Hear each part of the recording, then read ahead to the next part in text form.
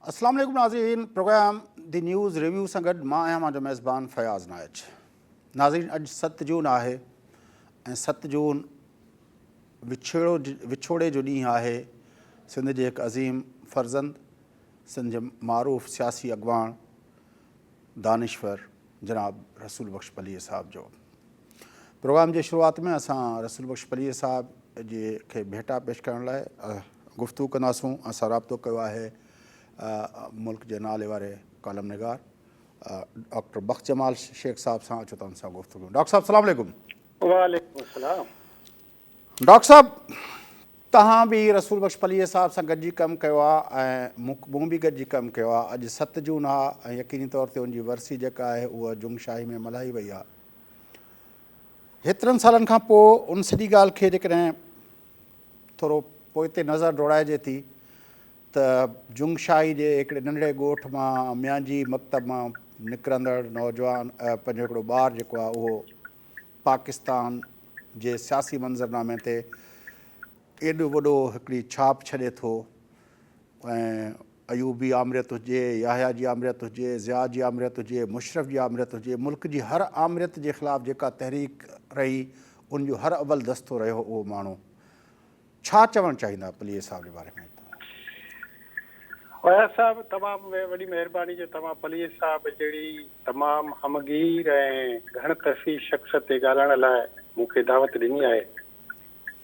मां ख़ुशकिस्मत आहियां जो मुंहिंजी प्राइम लाइफ जा जवानी जा जेके 5 साल हुआ, 86 खां वठी 91 ताईं, उहो पलीअ साहब सां गॾु रहियुसि, वेझो उनखे ॾिसण जो मौक़ो मिलियो।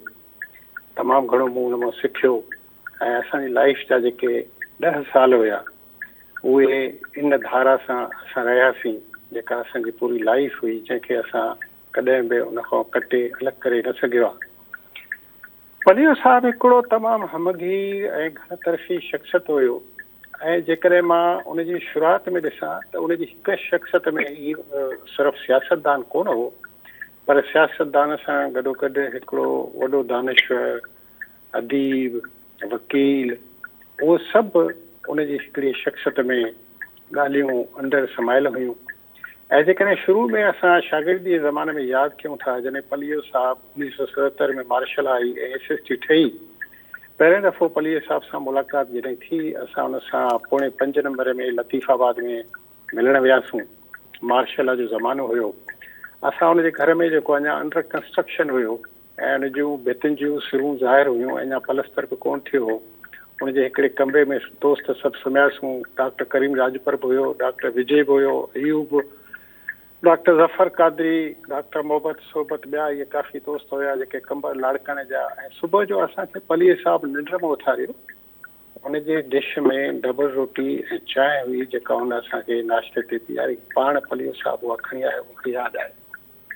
पहिरीं मुलाक़ात पलीअ साहब सां उहा थी। आख़िरी मुलाक़ात पलीअ साहब सां करण आउं साउथ सिटी हॉस्पिटल वयुसि, पर पलीअ साहब होश में कोन हो, वेंटिलेटर ते हो, इन करे हुन सां ॻाल्हि ॿोल न थी। पर जेका आख़िरी दफ़ो हुन सां ॻाल्हि ॿोल थी, तमामु प्यार ऐं पाॿो सां ऐं मोहबत सां मिलियो। हमेशह पलीअ साहब तमामु घणी, हालांकि असांजी उमिरि ऐं पलीअ साहब जी उमिरि में को 30 सालनि जो हिकिड़ी जनरेशन जो फ़र्क़ु हुयो, असांजे वॾो हुयो, पर तमामु इज़त सां मिलंदो हुयो ऐं तमामु ख़्यालु कंदो हुयो। असां बि पलीअ साहब जो तमामु घणो ख़्यालु कंदा हुआसीं।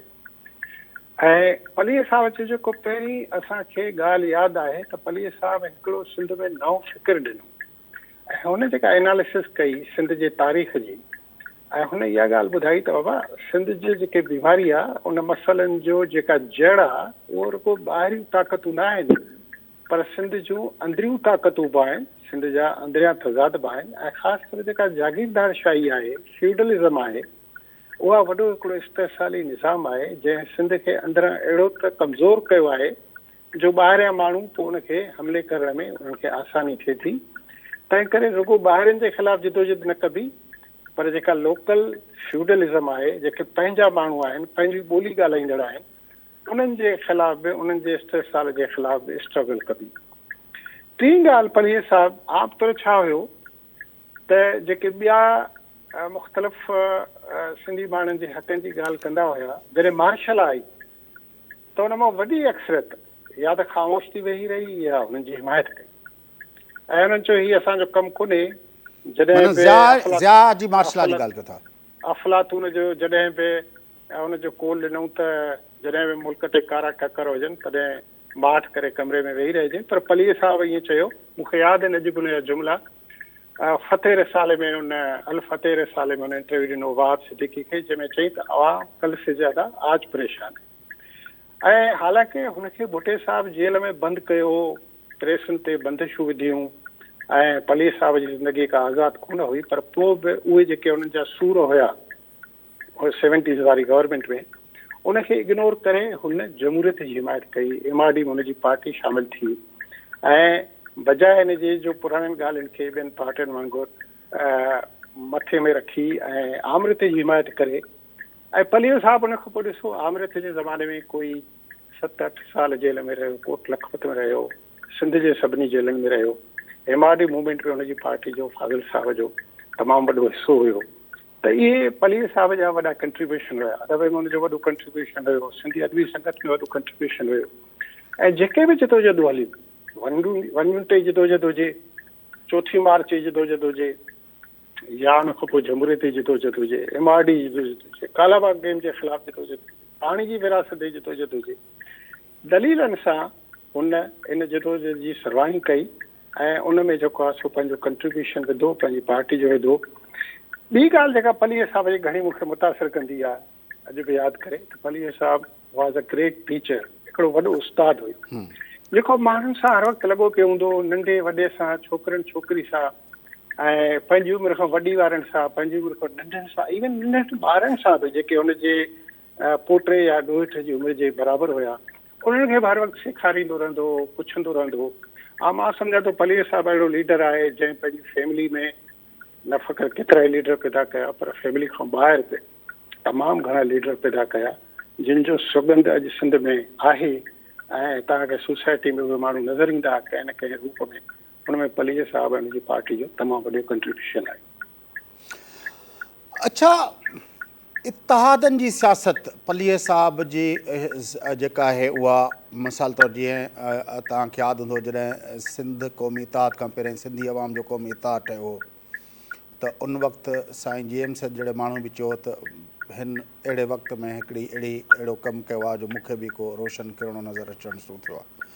इत्तहादनि जी सियासत रसूल बख्श पली जो MRD जी सूरत में, या जेको आहे सिंध क़ौमी इत्तहाद, सिंधी अवाम जो क़ौमी इत्तहाद, या ख़ुदि जेको जीअं तव्हां पाणी जदोजहद जा मिसाल ॾिना, इहो या कॉन्फ्रेंसूं क़ौमी सलाह मसलत कॉन्फ्रेंस जे नाले में, फलाणे नाले में सॼी सिंध खे गॾाए, या पाकिस्तान लेवल जी जेका पॉलिटिक्स थींदी हुई उनमें ख़ुदि जेको आहे जेका असांजी पूनम ठही, उनमें इत्तहादनि ते पलीअ साहिब जो काफ़ी घणी गिरफ़्त हूंदी हुई, उन्हनि जो हिसो थियणु, उन्हनि में सरगर्मी उन्हनि खे ठाहिण में रोल अदा करणु, इन एस्पेक्ट खे कीअं था ॾिसो? पलीअ साहिब जेको आहे न, इन खां अॻु बि जॾहिं असां शागिर्दी ज़माने में हुयासीं, पलीअ साहिब खे साइंस जेका सियासत जी आहे उनजे बारे में परूड़ हुई। तव्हां हुन खां अवल यादि कयो त अवामी जमहूरी इत्तहाद हिकिड़ो ठहियो 78 में, जेको पाकिस्तान में जेके बि मुख़्तलिफ़ पार्टियूं हुयूं लेफ्ट जूं, उन्हनि खे गॾाए हिकिड़ो नंढियूं नंढियूं पार्टियूं, का इम्तियाज़ आलम जी पार्टी, का अफ़ज़ल बंगश जी पार्टी हुई, के ॿियूं पार्टियूं हुयूं, मज़दूर किसान पार्टी मेजर इसाक जो हुई, 3-4 पार्टियूं गॾे हिकिड़ो अवामी जमहूरी इत्तहाद ठहियो। ऐं शुरू में रेजिस्टेंस हो, यानी हीउ हिकिड़ो अहिड़ो पीरियड हो जंहिंमें माण्हुनि लर्न कयो। अॼु तव्हां ॾिसो था त पाकिस्तान जूं जेके वॾे में वॾी पार्टियूं आहिनि उन्हनि जी सिंध में फॉलोइंग आहे, पर उन ज़माने में जेकॾहिं सिंध खां ॿाहिरि को माण्हू सियासत कंदो हो त उहो तमामु हिकिड़ो इहो सम्झो वेंदो हो त इहो इलाइक़ो गैर आहे ऐं इहो माण्हू गद्दार थी वियो जेको पाकिस्तान में सियासत करे थो।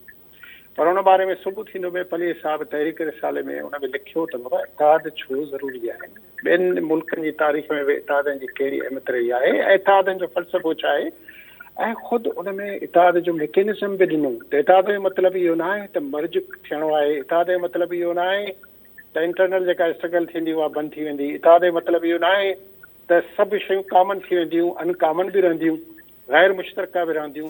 पर हुन इहो फ़लसफ़ो ॾिनो त जीअं त क़ुवतूं जॾहिं बि कमज़ोर हूंदियूं आहिनि तॾहिं उहो पाण में जेके साॻे मक़सद लाइ उन वक़्तु जेको वॾो मक़सदु हुजे उनजे लाइ मुख़्तलिफ़ पार्टियूं, जेको अवामी जमहूरी इत्तहाद ठहियो, बाद में पाकिस्तान अवामी तहरीक ठही, मूंखे यादि आहे उन ते ख़ुदि जेके अवामी तरीक़े जा दोस्त हुआ लीडर हुआ उन्हनि तमामु वॾो एतिराज़ु कयो त असीं त पाकिस्तानी थी विया आहियूं, छो त मुखालफ़नि जी तमामु वॾी प्रोपेगेंडा हूंदी हुई।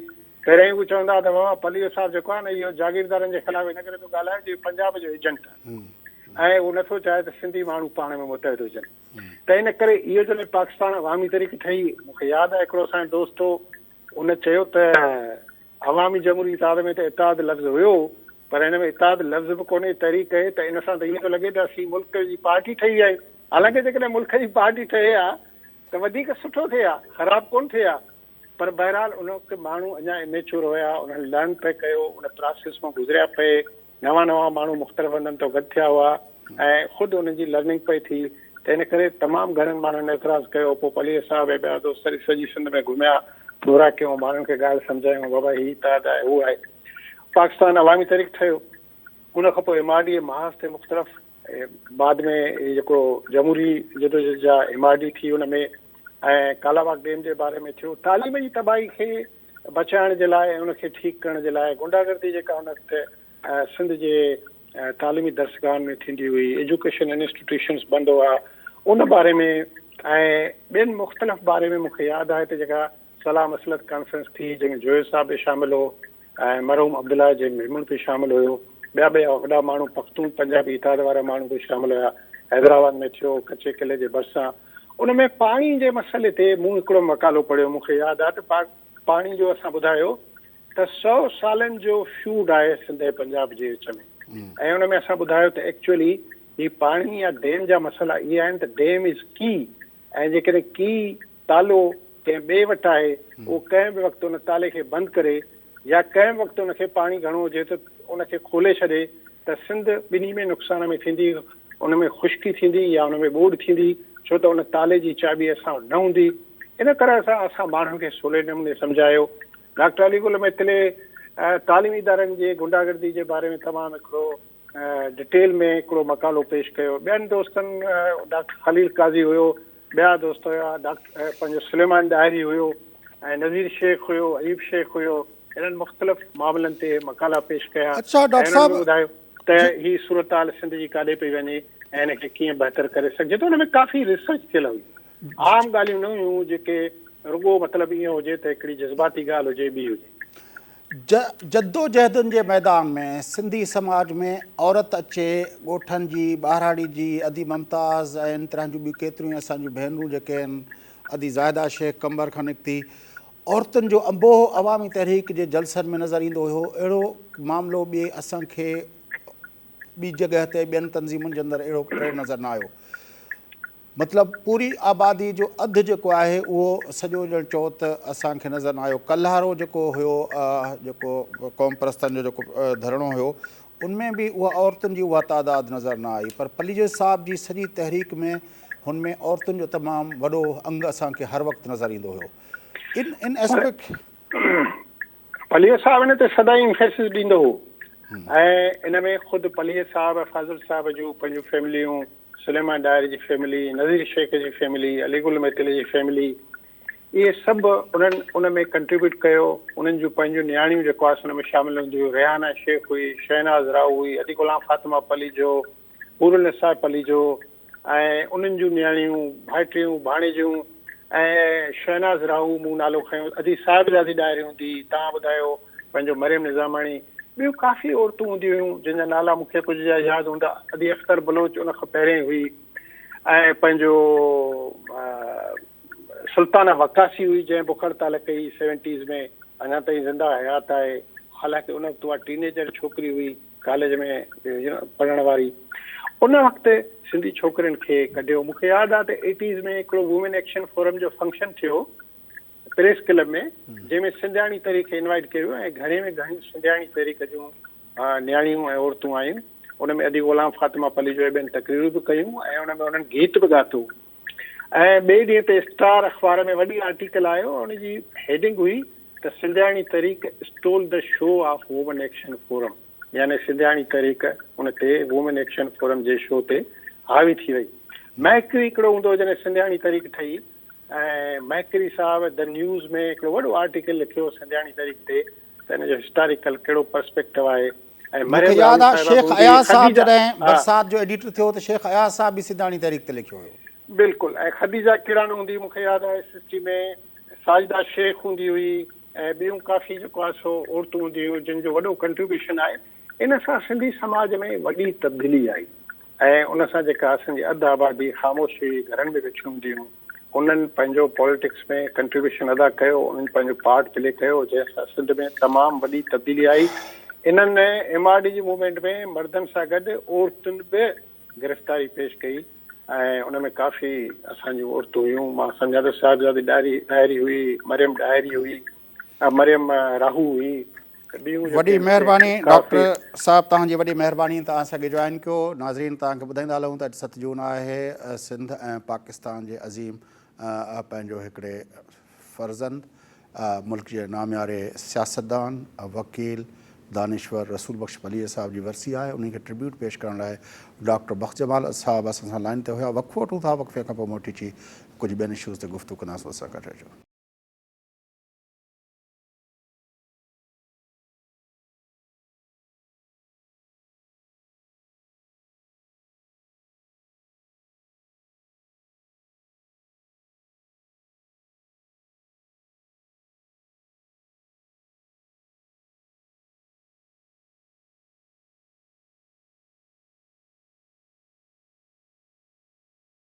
वेलकम बैक नाज़रीन, अचो प्रोग्राम जे सिलसिले खे अॻिते वधायूं। गुफ़्तगू कयूं था मुल्क जी ज़रई मईशत ते, ख़ासि तरह सिंध जी ज़रई मईशत ते, छाकाणि त बजट पेश थियण वारो आहे ऐं असांजा आबादगार जेके आहिनि उहे हिन बजट मां छा एक्सपेक्ट कनि था ऐं या जेको मजमूई तौर ते ज़राअत जे हवाले सां हिन वक़्तु छा सूरत हाल आहे, उन ते गुफ़्तगू करण लाइ असां सिंध आबादगार बोर्ड जे मरकज़ी अॻवान ऐं मुल्क जे मारूफ़ आबादगार ऐं ज़रई माहिर साईं महमूद नवाज़ शाह साहिब सां राब्तो कयो आहे। अचो त उन गुफ़्तगू खे अॻिते वधायूं। शाह साहिबु, सलाम अलैकुम।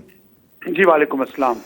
शाह साहिबु, ज़राअत जो शोबो, असांजी हुकूमत चवे थी पई वफ़ाक़ी हुकूमत सवाइ कपह जे असां बाक़ी ॿिया असांजा बम्पर क्रॉप लथा आहिनि मजमूई तौरु मुल्क में।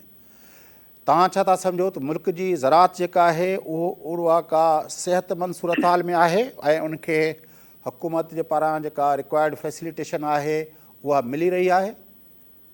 हाँ, सही, तव्हांजी महिरबानी। जॾहिं बजट पेश थींदी आहे त हुन में पोएं साल जे बारे में बि कुझु लिखियो ऐं चयो वेंदो आहे। सभिनी खां पहिरीं ॻाल्हि सरकार खे सम्झणु इहा ॻाल्हि खपे त 43% जेको एम्प्लॉयमेंट आहे हिन मुल्क जो अॼु बि ज़राअत थो ॾे ऐं जेकर पोयां 60-70 सालनि जी तव्हां सरकार जी इन्वेस्टमेंट ॾिसंदव त उहा घणो करे बिज़नेस में अटेंशन रहियो आहे। पोयूं साल जेको गुज़रियो उन में 2 वॾा वाक़िया थिया एटलीस्ट एग्रीकल्चर सां। सभिनी खां पहिरियों वाक़ियो कोविड जो थियो, कोविड-19 जो, जे मार्च अप्रैल ऐं मई जे महीने में पोएं साल जेको आहे सो स्ट्राइक कयो ऐं रस्ता रोड बंदि हुआ, जंहिंजे करे जेके खीर वारा माण्हू हुजनि, सब्ज़ी जी पैदाइश करण वारा माण्हू हुजनि, मार्च ऐं अप्रैल में मैक्सिमम सब्ज़ी सिंध मां रहंदी आहे, जेका पंजाब बि वेंदी आहे, छो पंजाब में टेम्परेचर एक्सट्रीम हूंदा आहिनि ऐं तव्हांजा होटलूं बंदि थी वियूं हलियूं। उहो जेको नुक़सानु हो, उहो गोश्त जो नुक़सानु हुजे, भाॼी जो नुक़सानु हुजे या असांजी पोल्ट्री जो नुक़सानु हुजे, उहो नुक़सानु कंहिं खयो? उहो 101% जेको नुक़सानु थियो उहो सॼी ज़रई मईशत खे पियो। कणक जी जेका मूवमेंट ते जेका क़दग़न लॻी ऐं लॻाई वई, उन जो नुक़सानु बि ज़राअत पेशा माण्हू खे पियो। अच्छा, हाणे वरी उन खां पोइ आयासीं सिंध में ॿोॾाई। 7 ज़िला हुआ जंहिंखे असां न पर हुकूमत सिंध आफ़त ज़दा करार ॾिनूं। सर्वे खां पोइ असांजी कुझु तख़मीनो इन क़िस्म जो आहे त 2800 अरब रुपए जो नुक़सानु पियो। हुकूमत पाकिस्तान सीने ते हथु रखी इश्तिहार बि ॾिना त असां 1.3 ट्रिलियन रुपीज़ 1300 अरब रुपए जो असां जेको आहे सो पैकेज ॾिनो आहे। उन में हिकिड़ो रुपयो बि जेको हो सो ज़राअत जे मथां न कोविड जी इंटरवेंशन में, न जेका बोर्ड ऐं आफ़त सटायल इलाक़नि खे जेके न रुगो ख़रीफ़ जो फसल उन्हनि जो तयारु तबाह थियो, रबी जो फसल बि काफ़ी इलाक़नि में न थी सघो, पर विदाउट एग्ज़ैजरेशन तव्हांखे ॿुधायां त उहो हिन साल बि न पोखे सघिया आहिनि, जेकी ख़रीफ़ में बि उनखे जेका सा तमामु घणी ॾुखियाई पई थिए। तव्हां सरकार जा जेके अंग अखर आहिनि उन में तव्हां ॾिसो त अगरि 40% फुटी घटि थी आहे त 15 लख एकड़ ते फुटी जेका सिर्फ़ु सिंध में थींदी आहे, उन में उन्हनि खे वॾो नुक़सानु पियो। कणक जी जेका पोएं साल में जेके थी आहे पैदाइश थी आहे उहा बराबरि बम्पर हुई। शुगर केन जी क्रॉप बि सुठी हुई, अघु बि सुठो हो, ऐं जेके साड़ियुनि जी पैदावार हुई उहो अघु बि सुठो हो ऐं हुन जी पैदावार बराबरि सुठी हुई। बाक़ी जेके भाॼियूं तव्हां ॾिसो त बसर ऐं टमाटे जूं रड़ियूं तव्हां बि कयूं आहिनि ऐं असां बि कयूं आहिनि, उन डिटेल आउं नथो ॿुधणु चाहियां, पर उहो बि अरबे रुपए जो नुक़सानु जेको आहे सो थियो आहे। मक़सदु ॿुधाइण जो इहो आहे त पॉलिसी जी डायरेक्शन जी दुरुस्तगी जी ज़रूरत आहे ऐं इहो चवण त अटेंशन ॾेई छॾियो आहे असां उनखे वधीक बहितर करण जी ज़रूरत आहे ऐं सूबनि सां गॾु वफ़ाक़ खे कमु करण जी ऐं सूबे खे वफ़ाक़ सां गॾु एग्रीकल्चर में तमामु घणी ज़रूरत आहे, तॾहिं का बहितरी अची सघंदी एग्रीकल्चर में। मोटियूं मोटियूं जेकॾहिं ॾिस ॻाल्हियूं कजनि त सिंध जी ज़राअत जे लाइ, छाकाणि त ज़ाहिर आहे सिंध आबाद गार बोर्ड वटि घणो करे स्टेटिस्टिक्स जेके आहिनि उहे हूंदा आहिनि सिंध जे हवाले सां, छा मतिलबु आहे हुकूमत खां छा था कयो? मूंखे यादि आहे कंहिं ज़माने खां इहो हो जेको हाणे पाण भाॼियुनि हिननि जे बारे में ॻाल्हायूं था, केतिरियूं शयूं आहिनि जेके जंहिंजो लाइफ शेल तमामु नंढिड़ो हुजे थो, उनजे लाइ कोल्ड स्टोरेज जूं ॻाल्हियूं केतिरे वक़्त खां ॿुधंदा पिया अचूं, ऐं पंहिंजो क्रॉप्स जे जीअं तव्हां ॿोॾियुनि जी ॻाल्हि कई, बरसातुनि जे करे क्रॉप्स जी जेका आहे इंश्योरेंस जा मामला मुख़्तलिफ़ वक़्तनि ते पाण डिस्कस कंदा था अचूं। मजमूई तौर ते ज़राअत खे इस्तेहकाम ॾियण जे लाइ छा छा रिक्वायरमेंट आहिनि आबादगारनि जूं? साईं, असांजी नज़र में इन में हिकिड़ो पहिरियों आसान जवाबु इन शइ जो इहो आहे जेका असांजी सोच ऐं सम्झ आहे त हुकूमत खे ज़रूरत आहे जेके हॉर्टिकल्चर जूं शयूं आहिनि या जेके भाॼियूं ऐं फ्रूट वारियूं शयूं आहिनि उन्हनि ते तवजो ॾियण जी ज़रूरत आहे।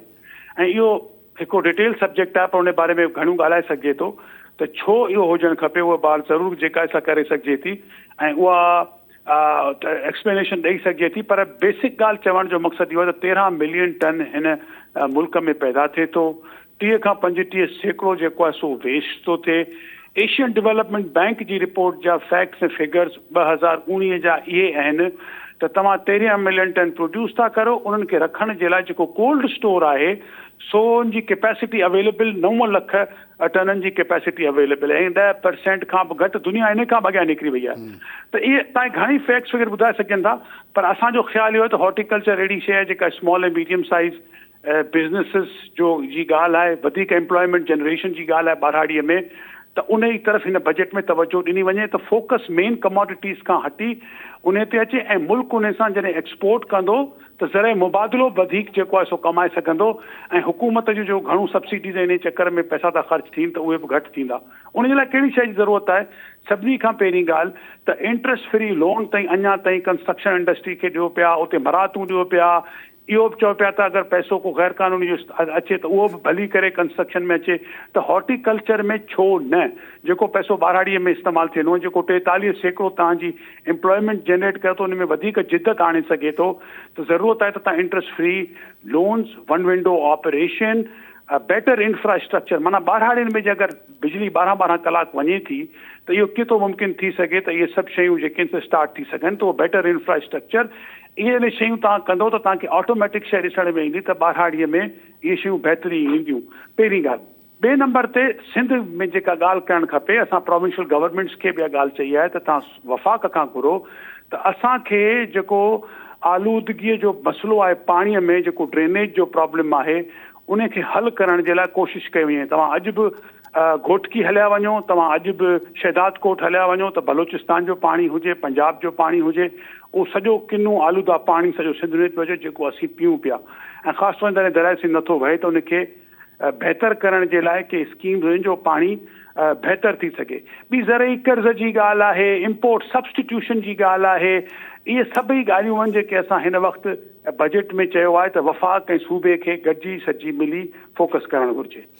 अच्छा, जेको तव्हां ॻाल्हि कई पंहिंजो इंट्रस्ट फ्री लोन जी, पर उन सां गॾोगॾु ज़ाहिर आहे इहो त हिकिड़ो मुख्य ॻाल्हि आहे, पाणी जी खोट जो मामिलो हर वक़्तु असांखे नज़र अचे थो। हिन वक़्तु बि जेको पाण लास्ट टाइम जॾहिं गुफ़्तगू कई हुई इरसा जे हवाले सां जेके फ़ैसिला पिया थिया, उन हवाले सां तव्हां चओ त पंहिंजो पाणी जी खोट बिल्कुलु आहे ऐं उन सां असांखे काफ़ी नुक़सानु थियो आहे।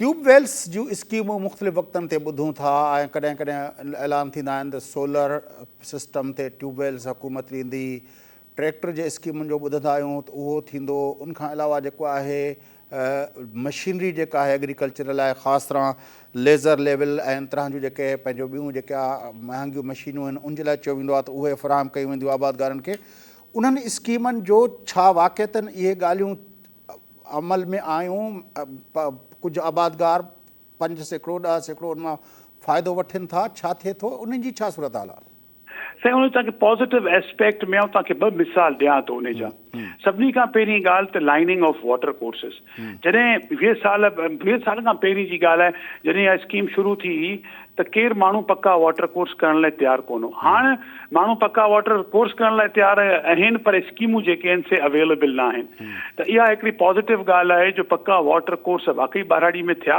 ऐं ॾिसो जॾहिं पाणी असां वटि घटि थियो आहे पर प्रोडक्शन असांजी घटि न थी आहे असांजो कुझु ख़्यालु अहिड़ो आहे त परहैप्स का अहिड़ी स्टडी डिटेल में न थी आहे जो उन जा एडवांटेज जेके आहिनि से प्रॉपरली माण्हुनि खे जेके आहिनि से उहो ॿुधाए वञनि ऐं सम्झो वञे त जीअं हिकिड़ो इहा स्कीम बि तव्हां लेज़र लैंड लेवलर्स ॾिसो लेज़र लैंड लेवलर्स पहिरीं हुकूमत आंदा सब्सिडाइज़ माण्हुनि खे ॾिना ऐं जॾहिं उहे मशहूरु ऐं मक़बूल थिया ऐं उनजो फ़ाइदो थियो हाणे सूरत हाल इहा आहे त हिकु नंढो एंटरप्रेन्योर बि आहे जेको ॿाराड़ीअ में ट्रैक्टर सां गॾु लेज़र लेवलर किराए ते बि करे थो ऐं नंढे आबादगार खे वठण जी ज़रूरत कान्हे किराए ते हू शइ हलाए सघे थो अहिड़ी कॉमन थी वई हली आहे इहो बि हुकूमत सिंध जो हिकिड़ो इनिशिएटिव हो ॿी जेके मशीनरी घणी जी रिक्वायरमेंट आहे पर हिन वक़्तु प्रॉब्लम इहो आहे त जेका क्वालिटी ऑफ मशीनरी अनफॉर्चुनेटली अचे थी उहा जेका आहे सा सुठी कान्हे का ऐं असां हुकूमत खे हिन दफ़ा रिक्वेस्ट कई त तव्हां अहिड़े क़िस्म जी स्कीम शुरू करियो त उन जो जेको प्रोसेस आहे सिलेक्शन जो उन में पहिरीं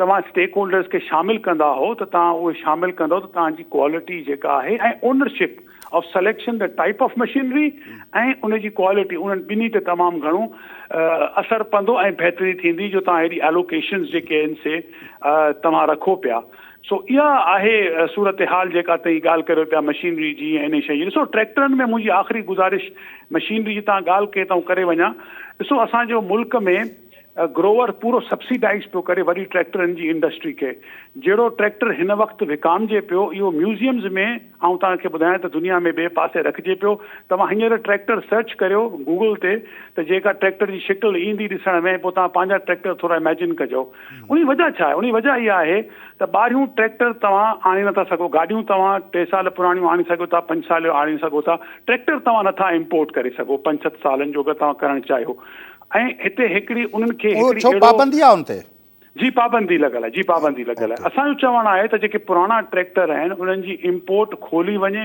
ऐं विदाउट कस्टम ड्यूटी अलाउ कयो वञे त कॉम्पिटिशन त थिए न हिते वारे हमराहनि खे हाणे मूंखे ॿुधायो अगरि सिंध जो ग्रोवर इस्तेमालु करे थो लोअर सिंध में रूसी ट्रैक्टर या फियाट ऐं मिलत त मूंखे ॿुधायो रूसी ट्रैक्टर जी कैपेसिटी जो ॿियो को ट्रैक्टर अहिड़े क़िस्म जो कोन थो मिले केॾांहुं वञे फिरी रूसी ट्रैक्टर वठे त इहो ज़रूरत आहे अहिड़ियुनि शयुनि जी जिद्दत पैदा करण जी त तव्हां वटि पॉलिसियूं ठहियलु अथनि वफ़ाक़ में जंहिंमें इहा शइ लिखियलु आहे त जेका मैन्युफैक्चरिंग हुजे इन्हनि शयुनि जी उन में बहितरी अचे तब्दीली अचे लोकल मैन्युफैक्चरिंग थिए जॾहिं उहा शइ कान थी अचे त तव्हां ॾिसो त पुराणी टेक्नोलॉजी जेका आहे त 40 साल पुराणी टेक्नोलॉजी असां वटि ट्रैक्टर बीड़ींदा पिया वञनि पैसा जेको ट्रैक्टर 6-7 लख रुपए में हो 3 साल पहिरीं उहो हिन वक़्तु 26-27 लख रुपए जो ट्रैक्टर जेको आहे हिन वक़्तु नथो मिले सो इहा सूरत हाल आहे जंहिंजी तरफ़ फोकस करण जी तमामु घणी ज़रूरत आहे तव्हां इंट्रेस्ट फ्री लोन जी ॻाल्हि कई गुज़िरियल बजट में बि जॾहिं मूं तव्हां सां ॻाल्हायो हो त उन वक़्तु जेका ज़री तरक़ियाती बैंक आहे उन हवाले सां गुफ़्तगू थी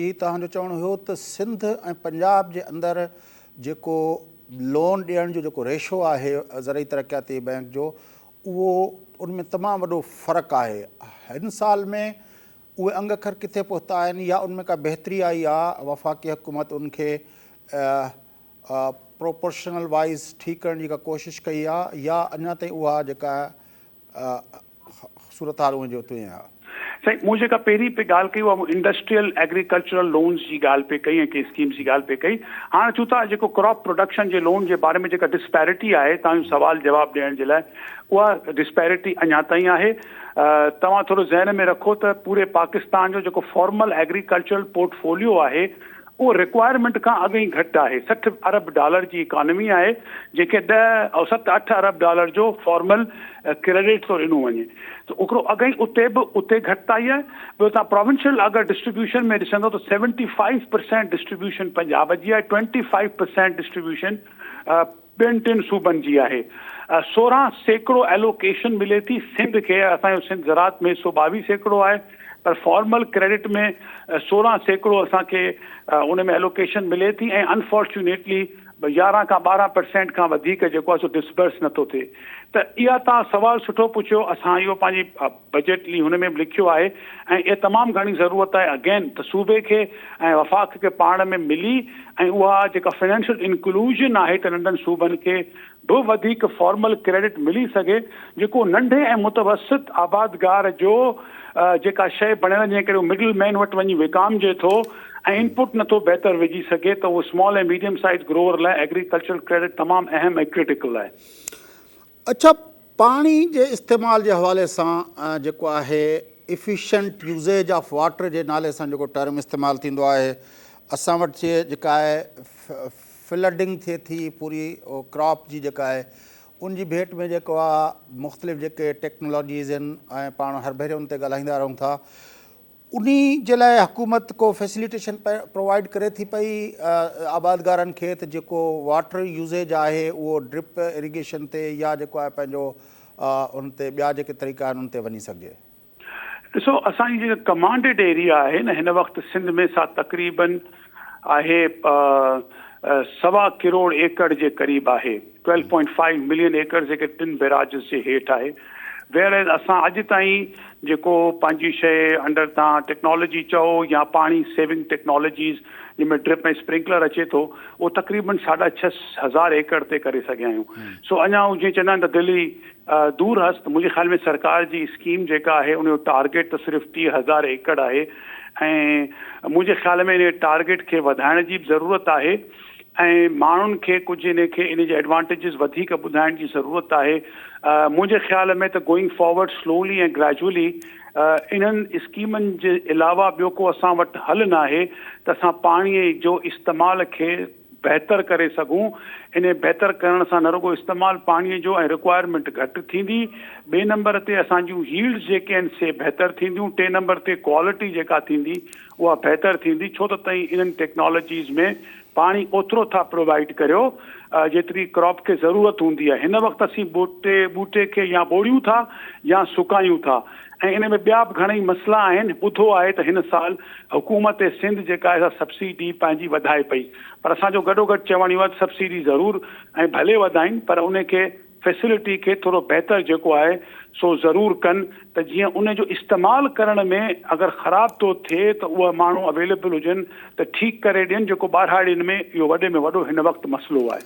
एग्रीकल्चर रिसर्च ज़ाहिर आहे उहा थिए थी, उन सां जेको आहे असांजा जेके नयूं जेके जिन्सूं अचनि थियूं उहे पर एकड़ यील्ड वधे थी पई। उन जी हवाले सां जेके सिंध जे अंदरि इदारा आहिनि उहो केॾो इफिशिएंटली कमु कनि था पिया, छाकाणि त मूंखे यादि आहे त लास्ट बजट हाल जॾहिं पाण इन्हनि इदारनि जे बारे में गुफ़्तगू कई हुई त कंहिं बि आबादगार पारां को सुठी का ख़बर कोन मिली हुई। अॼु जी साल खां पोइ जॾहिं पाण वरी उन्हनि ॻाल्हियुनि खे रिव्यू था कयूं बजट जे तनाज़ुर में, तव्हांखे कीअं थो लॻे? सही, एग्रीकल्चर रिसर्च असांजो वॾो हिकिड़ो मिसिंग लिंक आहे।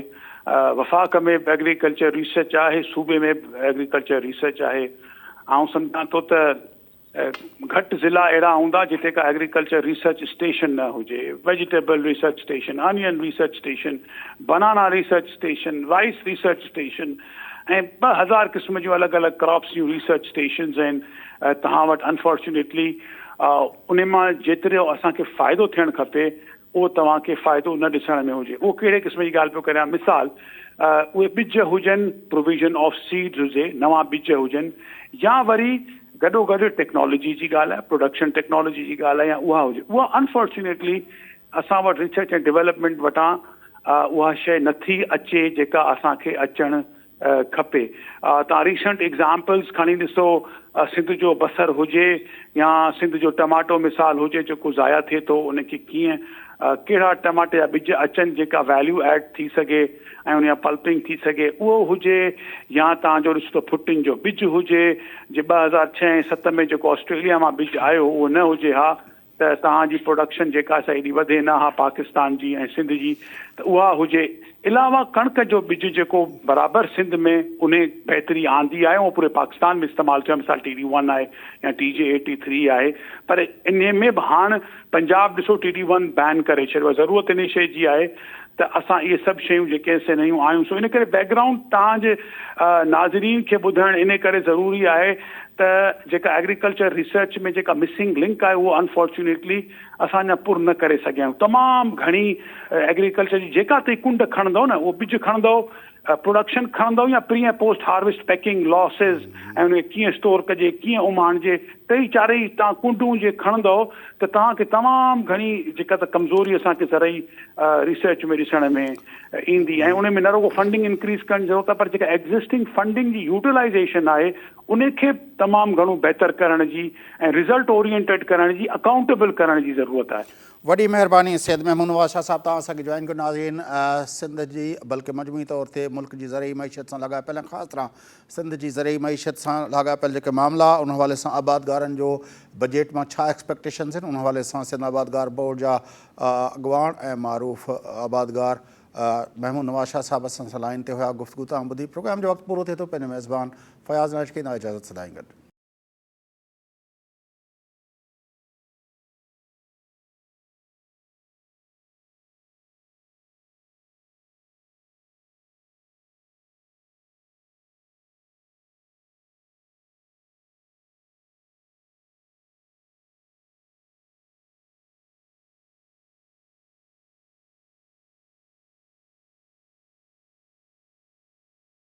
अस्सलाम वालेकुम नाज़रीन, प्रोग्राम दी न्यूज़ रिव्यू सां गॾु मां आहियां मुंहिंजो मेज़बान फयाज़ नाइच।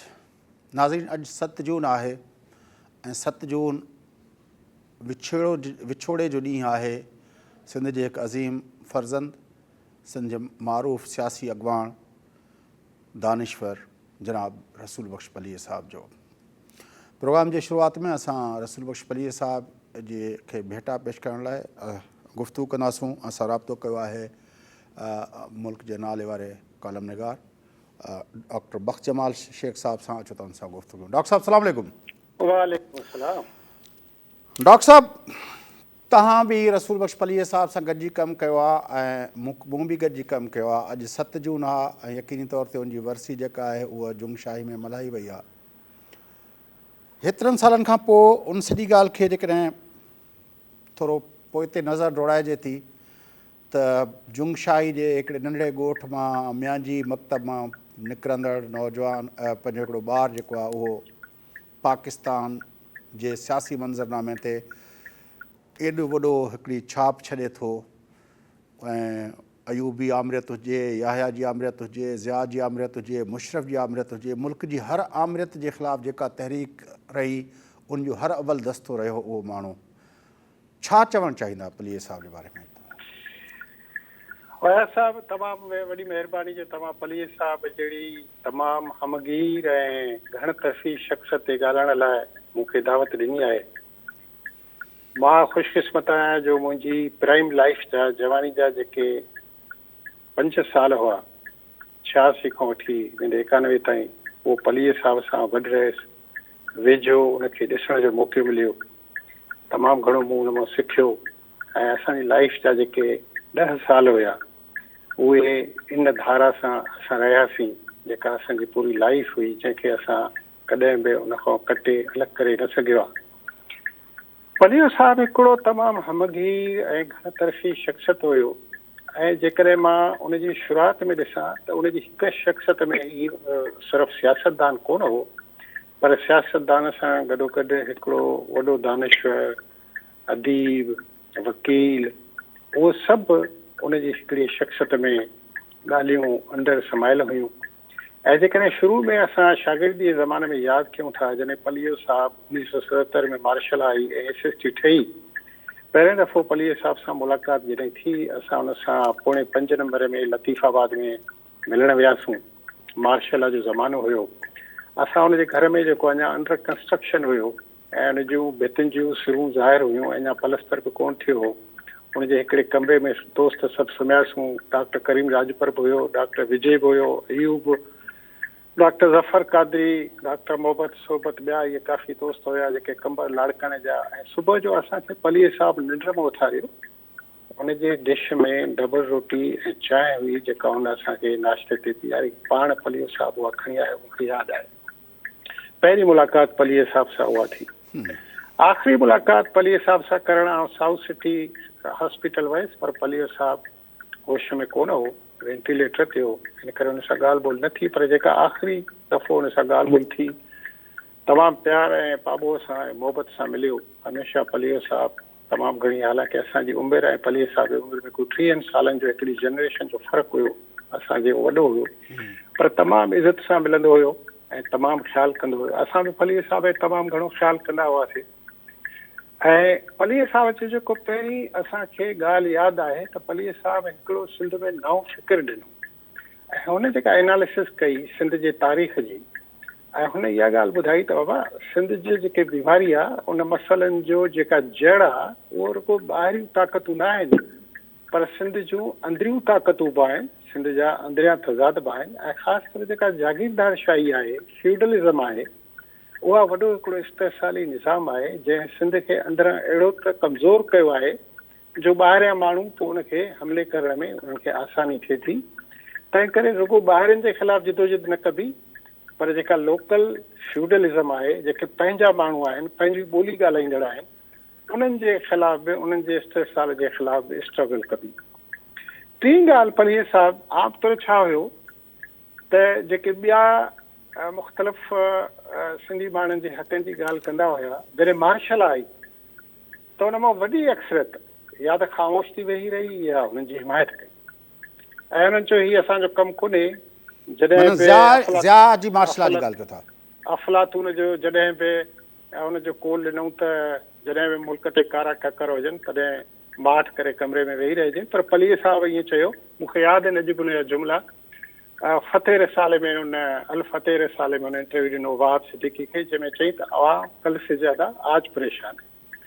ऐं हालांकि हुनखे भुटे साहिबु जेल में बंदि कयो, प्रेसुनि ते बंदिशूं विधियूं ऐं पलीअ साहिब जी ज़िंदगी का आज़ादु कोन हुई, पर पोइ बि उहे जेके उन्हनि जा सूर हुया 70s वारी गवर्नमेंट में, उनखे इग्नोर करे हुन जमहूरियत जी हिमायत कई। MRD में हुनजी पार्टी शामिलु थी ऐं बजाए इन जे जो पुराणनि ॻाल्हियुनि खे ॿियनि पार्टियुनि वांगुरु मथे में रखी ऐं आमृत जी हिमायत करे।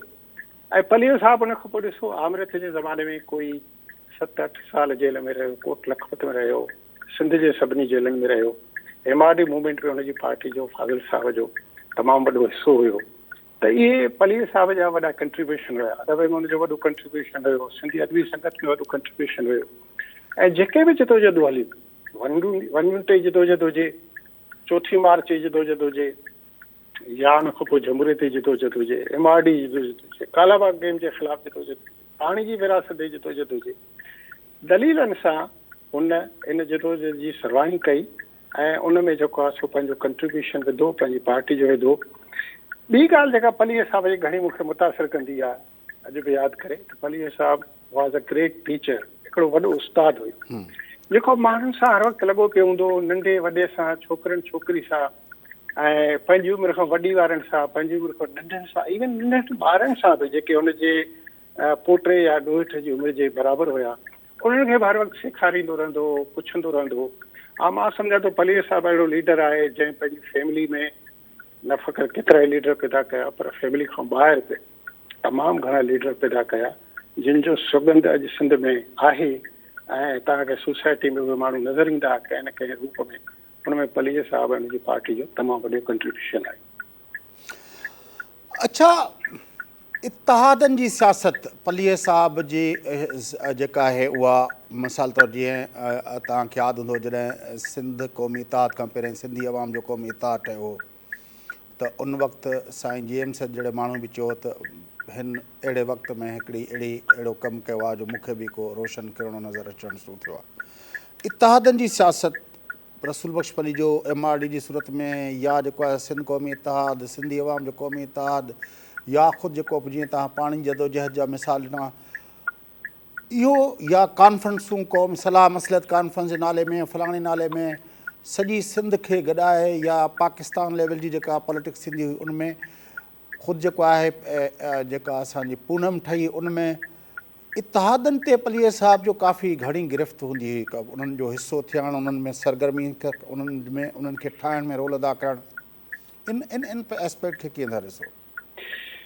पलीअ साहिब जेको आहे न, इन खां अॻु बि जॾहिं असां शागिर्दी ज़माने में हुयासीं, पलीअ साहिब खे साइंस जेका सियासत जी आहे उनजे बारे में परूड़ हुई।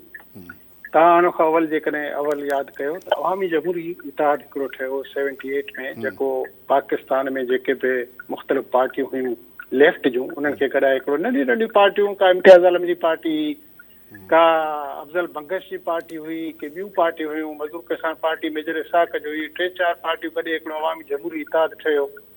ऐं शुरू में रेजिस्टेंस हो, यानी ही हिकिड़ो अहिड़ो पीरियड हो जंहिंमें माण्हुनि लर्न कयो। अॼु तव्हां ॾिसो था त पाकिस्तान जूं जेके वॾे में वॾी पार्टियूं आहिनि उन्हनि जी सिंध में फॉलोइंग आहे, पर उन ज़माने में जेकॾहिं सिंध खां ॿाहिरि को माण्हू सियासत कंदो हो त उहो तमामु हिकिड़ो इहो सम्झो वेंदो हो त इहो इलाइक़ा गैर आहे ऐं इहो माण्हू गद्दार थी वियो जेको पाकिस्तान में सियासत करे थो। पर उन बारे में सबूत थींदो में पलीअ साहिब तहरीक रिसाले में उन में लिखियो त बाबा इतिहाद छो ज़रूरी आहे, ॿियनि मुल्कनि जी तारीख़ में बि इतिहादनि जी कहिड़ी अहमियत रही आहे ऐं इतिहादनि जो फ़लसफ़ो छा आहे, ऐं ख़ुदि उन में इतिहाद जो मैकेनिज़म बि ॾिनो त इतिहाद जो मतिलबु इहो न आहे त मर्ज थियणो आहे, इतिहाद जो मतिलबु इहो न आहे त इंटरनल जेका स्ट्रगल थींदी उहा बंदि थी वेंदी, इतिहाद जो मतिलबु इहो न आहे त सभु शयूं कॉमन थी वेंदियूं, अनकॉमन बि रहंदियूं, गैर मुश्तरका बि रहंदियूं। पर उन इहो फ़लसफ़ो ॾिनो त जीअं त क़ुवतूं जॾहिं बि कमज़ोर हूंदियूं आहिनि तॾहिं उहो पाण में जेके साॻे मक़सद लाइ उन वक़्तु जेको वॾो मक़सदु हुजे उनजे लाइ मुख़्तलिफ़ पार्टियूं, जेको अवामी जमहूरी इतिहाद ठहियो, बाद में पाकिस्तान अवामी तहरीक ठही। मूंखे यादि आहे उन ते ख़ुदि जेके अवामी तहरीक जा दोस्त हुआ, लीडर हुआ, उन्हनि तमामु वॾो एतिराज़ु कयो त असीं त पाकिस्तानी थी विया आहियूं, छो त मुखालफ़नि जी तमामु वॾी प्रोपेगेंडा हूंदी हुई। पहिरियों ई उहे चवंदा त बाबा पलीअ साहिब जेको आहे न इहो जागीरदारनि जे ख़िलाफ़ु इन करे थो ॻाल्हाए जो पंजाब जो एजेंट आहे ऐं उहो नथो चाहे त सिंधी माण्हू पाण में मुतहिद हुजनि। त इन करे इहो जॾहिं पाकिस्तान अवामी तहरीक ठही, मूंखे यादि आहे हिकिड़ो असांजो दोस्त हो, उन चयो त अवामी जमहूरी इतिहाद में त इतिहाद लफ़्ज़ हुयो पर हिन में इतिहाद लफ़्ज़ बि कोन्हे, तहरीक आहे, त इन सां त ईअं थो लॻे त असीं मुल्क जी पार्टी ठही विया आहियूं। हालांकि जेकॾहिं मुल्क जी पार्टी ठहे आहे त वधीक सुठो थिए आहे, ख़राबु कोन्ह थिए आहे, पर बहरहाल उन वक़्तु माण्हू अञा इमेच्योर हुया, उन्हनि लर्न पे कयो, उन प्रोसेस मां गुज़रिया पए, नवां माण्हू मुख़्तलिफ़ हंधनि तो गॾु थिया हुआ ऐं ख़ुदि उन्हनि जी लर्निंग पई थी। त इन करे तमामु घणनि माण्हुनि एतिराज़ु कयो। पोइ पलीअ साहिब ऐं ॿिया दोस्त सॼी सिंध में घुमिया, दौरा कयूं, माण्हुनि खे ॻाल्हि सम्झायूं, बाबा हीअ इतिहाद आहे, उहो आहे। पाकिस्तान अवामी तहरीक ठहियो, उन खां पोइ MRD महाज़ ते मुख़्तलिफ़, बाद में जेको जमहूरी जदोजहद जा MRD थी उन में, ऐं कालाबाग डैम जे बारे में थियो। तालीम जी तबाही खे बचाइण जे लाइ ऐं उनखे ठीकु करण जे लाइ गुंडागर्दी जेका उन वक़्तु सिंध जे तालीमी दर्सगाहनि में थींदी हुई, एजुकेशन इंस्टीट्यूशन्स बंदि हुआ, उन बारे में ऐं ॿियनि मुख़्तलिफ़ बारे में मूंखे यादि आहे त जेका सलाह मसलत कॉन्फ्रेंस थी जंहिंमें जोहिर साहिब बि शामिलु हो ऐं मरहूम अब्दुल्ला जे मेमून बि शामिलु हुयो, ॿिया वॾा माण्हू पख्तून पंजाबी इतिहाद वारा माण्हू बि शामिलु हुया। हैदराबाद में थियो, कचे किले जे भरिसां। उन में पाणी जे मसइले ते मूं हिकिड़ो मकालो पढ़ियो, मूंखे यादि आहे त पाणी जो असां ॿुधायो त 100 सालनि जो फ्यूड आहे सिंध ऐं पंजाब जे विच में, ऐं उन में असां ॿुधायो त एक्चुअली ही पाणी या डैम जा मसइला इहे आहिनि त डैम इज़ की, ऐं जेकॾहिं की तालो कंहिं ॿिए वटि आहे उहो कंहिं बि वक़्तु उन ताले खे बंदि करे या कंहिं बि वक़्तु उनखे पाणी घणो हुजे त उनखे खोले छॾे त सिंध ॿिन्ही में नुक़सान में थींदी, उन में ख़ुश्की थींदी या उन में ॿोॾि थींदी, छो त उन ताले जी चाबी असां वटि न हूंदी। इन तरह सां असां माण्हुनि खे सवले नमूने सम्झायो। डॉक्टर अली गुल मितले तालीमी इदारनि जे गुंडागर्दी जे बारे में तमामु हिकिड़ो डिटेल में हिकिड़ो मकालो पेश कयो। ॿियनि दोस्तनि डॉक्टर ख़लील काज़ी हुयो, ॿिया दोस्त हुया, डॉक्टर पंहिंजो सुलेमान डायरी हुयो ऐं नज़ीर शेख हुयो, अयूब शेख हुयो। इन्हनि मुख़्तलिफ़ मामलनि ते मकाला पेश कया। अच्छा डॉक्टर साहब ॿुधायो त ही सूरत हाल सिंध जी काॾे पई वञे ऐं हिनखे कीअं बहितर करे सघिजे। त हुन में काफ़ी रिसर्च थियल हुई, आम ॻाल्हियूं न हुयूं जेके रुॻो मतिलबु ईअं हुजे त हिकिड़ी जज़्बाती ॻाल्हि हुजे, ॿी हुजे। जद्दोजहदुनि जे मैदान में सिंधी समाज में औरत अचे, ॻोठनि जी, ॿारहाड़ी जी, अदी मुमताज़ ऐं इन तरह जूं ॿियूं केतिरियूं असांजूं भेनरूं जेके आहिनि, अदी ज़ाहिदा शेख कंबर खां निकिती, औरतुनि जो अंबोह अवामी तहरीक जे जलसनि में नज़र ईंदो हुयो। अहिड़ो मामिलो ॿिए असांखे ॿी जॻह ते ॿियनि तंज़ीमुनि जे अंदरि अहिड़ो नज़र न आयो। मतिलबु पूरी आबादी जो अधु जेको आहे उहो सॼो ॼण चओ त असांखे नज़र न आयो। कल्हारो जेको हुयो जेको क़ौम परस्तनि जो जेको धरणो हुयो उनमें बि उहा औरतुनि जी उहा तादाद नज़र न आई, पर पलीअ साहिब जी सॼी तहरीक में हुनमें औरतुनि जो तमामु वॾो अंग असांखे हर वक़्तु नज़र ईंदो हुयो। इन एस्पेक्ट पलीअ साहिब हिन ते सदाई इंफेसिस ॾींदो हो ऐं इन में ख़ुदि पलीअ साहिब फाज़िल साहिब जूं पंहिंजूं फैमिलियूं, सुलेमान डायर जी फैमिली, नज़ीर शेख जी फैमिली, अलीगुल मैतिल जी फैमिली, इहे सभु उन्हनि उन में कंट्रीब्यूट कयो। उन्हनि जूं पंहिंजूं नियाणियूं जेको आहे उन में शामिल हूंदियूं हुयूं। रेहाना शेख हुई, शहनाज़ राव हुई, अली गुलाम फातिमा पली जो, पूरुल निसार पली जो, ऐं उन्हनि जूं नियाणियूं, भाइटियूं, भाणेजियूं, ऐं शहनाज़ राहू मूं नालो खयों, अदी साहिबज़ादी डायरी हूंदी, तव्हां ॿुधायो पंहिंजो मरियम निज़ामाणी, ॿियूं काफ़ी औरतूं हूंदियूं हुयूं जंहिंजा नाला मूंखे कुझु जा यादि हूंदा। अदी अख्तर बलोच उन खां पहिरें हुई, ऐं पंहिंजो सुल्ताना वकासी हुई जंहिं बुख हड़ताल कई 70s में, अञा ताईं ज़िंदा हयात आहे। हालांकि उन वक़्तु उहा टीनेजर छोकिरी हुई कॉलेज में पढ़ण वारी।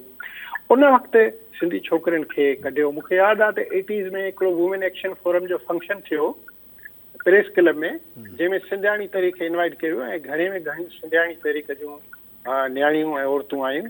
उन में अदी गुलाम फातिमा पली जो ॿियनि तकरीरूं बि कयूं ऐं उन में उन्हनि गीत बि ॻातो। ऐं ॿिए ॾींहं ते स्टार अख़बार में वॾी आर्टिकल आयो, उनजी हेडिंग हुई त सिंधियाणी तहरीक stole the show off women action forum, यानी सिंधियाणी तहरीक उन ते वुमेन एक्शन फोरम जे शो ते हावी थी वई। मैकरी हिकिड़ो हूंदो जॾहिं सिंधियाणी तहरीक ठही, ऐं मैकरी साहब द न्यूज़ में हिकिड़ो वॾो आर्टिकल लिखियो सिंधियाणी तहरीक ते, त हिन जो हिस्टोरिकल कहिड़ो पर्सपेक्टिव आहे। ऐं मूंखे यादि आहे शेख अयाज़ साहिब जॾहिं बरसात जो एडिटर थियो त शेख अयाज़ साहिब बि सिंधियाणी तहरीक ते लिखियो हुयो। बिल्कुलु। ऐं ख़दीजा किरान हूंदी, मूंखे यादि आहे सिस्टी में साजिदा शेख हूंदी हुई, ऐं ॿियूं काफ़ी जेको आहे सो औरतूं हूंदियूं हुयूं जिन जो वॾो कंट्रीब्यूशन आहे। इन सां सिंधी समाज में वॾी तब्दीली आई ऐं उन सां जेका असांजी अधु आबादी ख़ामोश हुई, घरनि में वेठी हूंदियूं, उन्हनि पंहिंजो पॉलिटिक्स में कंट्रीब्यूशन अदा कयो, उन्हनि पंहिंजो पार्ट प्ले कयो, जंहिंसां सिंध में तमामु वॾी तब्दीली आई। इन्हनि MRD जी मूवमेंट में मर्दनि सां गॾु औरतुनि बि गिरफ़्तारी पेश कई ऐं उन में काफ़ी असांजूं औरतूं हुयूं। मां सम्झां थो साहिबज़ादी डायरी हुई, मरियम डायरी हुई, मरियम राहू हुई। वॾी महिरबानी डॉक्टर साहिब, तव्हांजी वॾी महिरबानी, तव्हां असांखे जॉइन कयो। नाज़रीन, तव्हांखे ॿुधाईंदा हलूं त 7 जून आहे। सिंध ऐं पाकिस्तान जे अज़ीम पंहिंजो हिकिड़े फ़र्ज़ंद, मुल्क जे नामियारे सियासतदान, वकील, दानिश्वर रसूल बख़्श पलीअ साहिब जी वरसी आहे। उन खे ट्रिब्यूट पेश करण लाइ डॉक्टर बख़्श जमाल साहिब असां सां लाइन ते हुया। वक़्फ़ो वठूं था, वक़्फ़े खां पोइ मोटी अची कुझु ॿियनि इशूज़ ते गुफ़्तगू कंदासीं। असां गॾु रहिजो।